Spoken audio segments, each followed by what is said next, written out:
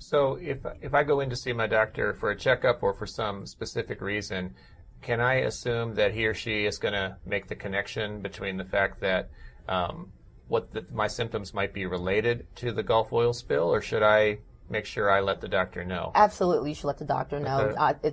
It would be a little too, I think, presumptuous to assume that your doctor would make the connection. And even if you disclose to your doctor, hey, these are some symptoms I'm having, whether it's mental health, I'm feeling stressed, or I keep thinking about something, your doctor, because maybe they're a general practitioner, they don't have a specialty in mental health, they still may not say to you, you need to go do this, that, and the third. So you still may have to look at some other avenues or talk to a friend or family members and get referrals to other places in the community. But certainly disclose that to your doctor. And if you see them more than once and they still don't respond, say it again. Okay. And I would absolutely assume that they're not going to ask, and make sure you say, be proactive about it. Don't assume that it's caused by your cat or the pollen or a lot of other things that we often think of. If you are in an area where you might have been exposed to this, or you've been working and say you're out there and you haven't been perhaps wearing the protective gear, and or you've been in near burn and maybe the wind shifted, all of those things can contribute, and it can add just enough to make it worse. So make sure your doctor knows you're exposed. One thing I would add is that you can always request a mental health screening for you or your child or your mother or anyone within your family. You can go to the doctor with them, because sometimes, and if you're concerned about a family member, they may not be able to ask, and they may be experiencing depression or other mental health conditions and not really be in a position to really advocate and ask the right questions. You can do that for them and with them. And secondly, if you already have a mental health condition or a mental illness, being especially alert to what the additional stress may have, what kind of impact that may have, you should certainly let your healthcare provider know that you're under additional stress and you may have some symptoms beginning to surface. Increase your sleep. If you're someone that already lives with a mental illness, being more mindful of keeping regular rest and making sure you're getting extra support will be extremely important. There are also some people who, because of other diseases that they have, are more at risk from some of these inhaled substances, just for example. And people don't often think that people with diabetes or cardiovascular diseases already, and lung diseases certainly, are at higher risk. But so are people who are older, obviously people who work outside, smokers, a lot of folks who have other conditions that are already a part of their life. They're a little closer to being at an easier response to the problem.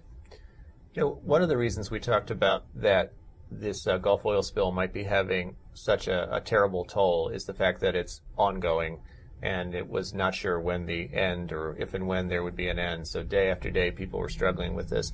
But are there other reasons why this Gulf oil spill could be having such a terrible toll on the Gulf residents or people that came in contact with it? Well, I think that for many, again, I mentioned before, they're being re-traumatized. I mean, they dealt with, Hurricane Katrina, and they were trying to sort of recover from that. And the other thing is that maybe there could be an issue where they don't feel like the nation is really sort of galvanized around them or mobilized around them, because Hurricane Katrina, we watched people, literally cry and die in front of our eyes. This sort of happened in a silo, and there wasn't really that, there weren't those visuals that went out to the nation for days and days on end to sort of really tell the story of what's going on. Okay.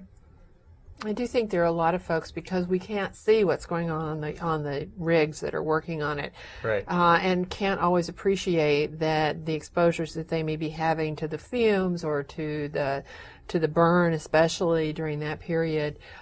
People often, because they're working hard and they're trying to get their job done, haven't appreciated it as much as we want them to, that these risks are real. And I suppose, Katrina, given that we've been struggling as a nation with a recession already, and the fact that this Gulf oil spill might impact jobs, I'm sure that adds to the stress. I think that's absolutely true. And one other aspect that I know is extremely real for Gulf Coast residents, the Gulf Coast is such an integral part of the culture of the people and the communities that live along the Gulf Coast, that to have that way of life threatened by the way this has threatened it. Yeah. And the unknown of the long-term effects of what might this look like around the bend for me, I can't even imagine it. I don't have a visual picture of that.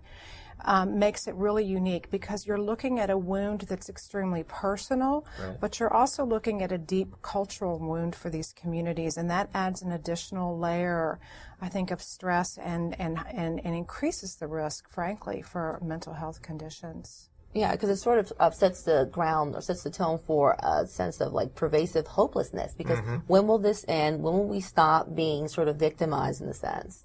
I'd like to give each of you the opportunity to tell our viewers about what your organization might have to offer them if they have concerns, if they happen to live in the region, or if they had visited the region or been a first responder. I'm assuming you're active from what you're telling me. So let me start with you, Erica. Mental Health America, any specific information, resources that you'd like to point our viewers to?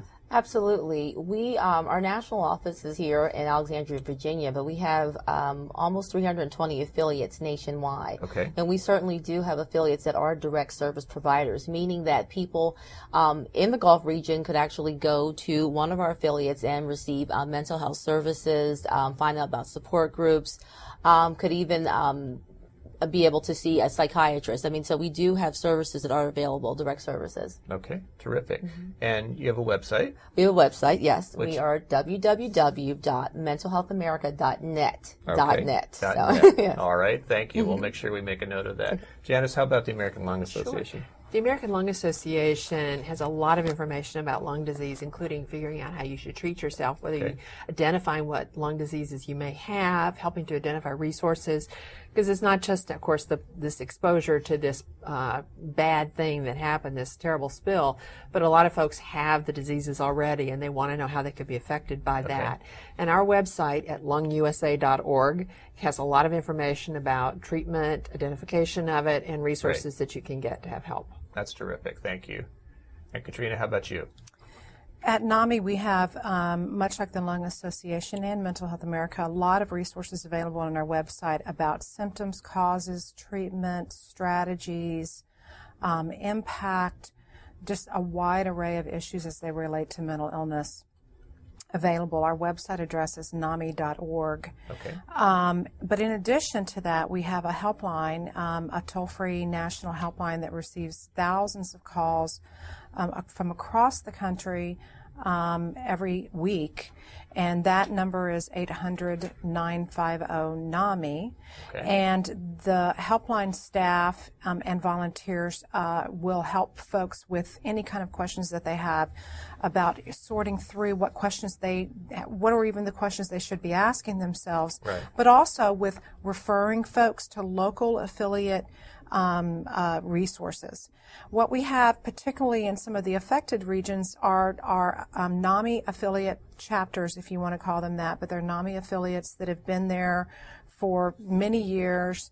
They're in the community. They are managed and run by mostly volunteer NAMI members who have lived experience, who've been there and who are willing and ready to help others with accessing services, providing support groups, education programs, and just an array of resources. Okay. The last thing is that on our website at nami.org/oil spill, we have a whole section just relating to the oil spill around mental health, and it's got some national resources, but then each state, and then it drills down even to the community. Where are some of the triage centers that have been set up? What are some of the special resources that are available for people who are seeking mental health services and have other kinds of needs related to that? So we really we feel confident.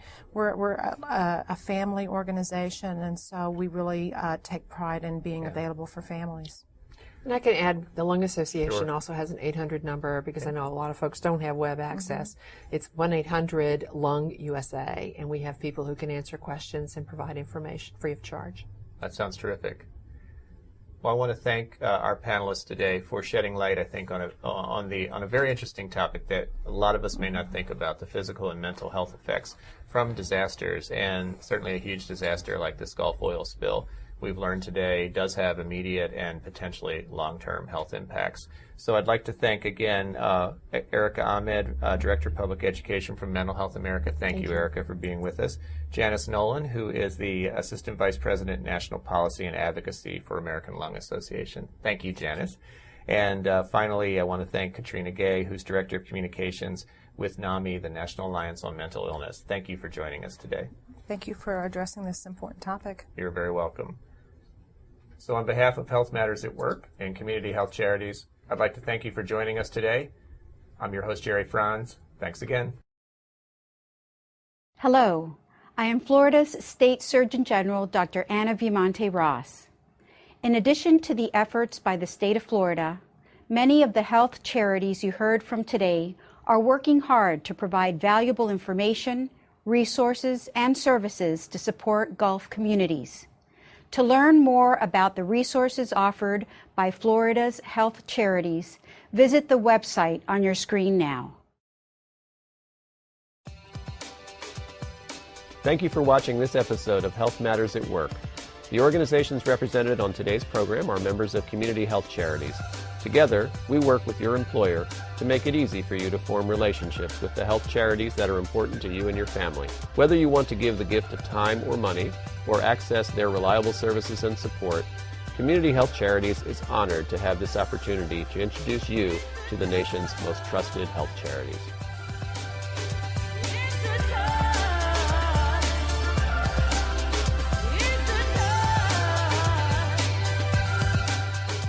This video has been prepared for educational and informational purposes only and is not medical advice or a medical opinion. Only your doctor can advise you which treatments apply to your specific case and situation.